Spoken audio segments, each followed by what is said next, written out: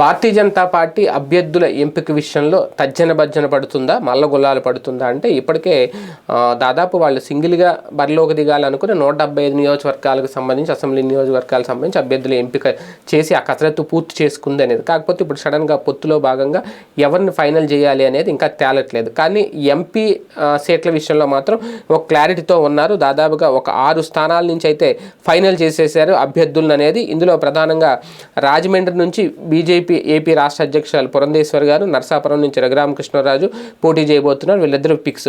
మిగిలిన 4 ఎంపీ స్థానాలకు ఒక బలమైన అభ్యర్థులను బరిలోకి దింపడానికి అయితే ప్రయత్నం చేస్తున్నారు. అది రెండో జాబితా కూడా విడుదల చేయబోతున్నారు అనేది. అందులో కూడా కొన్ని కీలక పేర్లు అయితే వినిపిస్తున్నాయి. ప్రధానంగా ధర్మవరం, జమ్మలమడుగు, బద్వేలు, కైకలూరు, విశాఖ ఉత్తరం, పాడేరు ఇవి అసెంబ్లీ స్థానాలు. ఇవి ఏంటంటే ఒక 6-10 స్థానాల్లో కొన్ని స్థానాలు అంటే ఒక 6 స్థానాలు అయితే ఫైనల్ చేసేసుకున్నారు. అటు ఎంపీ స్థానాలతో పాటు అభ్యర్థులను అయితే ఇంకా నిర్ణయించలేదు, ప్రకటించలేదు. ఇవి త్వరలోనే ప్రకటించే అవకాశం అయితే కనిపిస్తుంది. కానీ కసరత్తు అయితే గట్టిగా చేస్తుంది బీజేపీ. ఎందుకంటే వచ్చిన అన్ని స్థానాలలో గెలుపు బావుట ఎగరవేయాలి అనే ఒక దృఢ నిశ్చయంతో అయితే ముందుకు వెళ్తోంది బీజేపీ. మరి ఏం జరుగుద్దో చూద్దాం.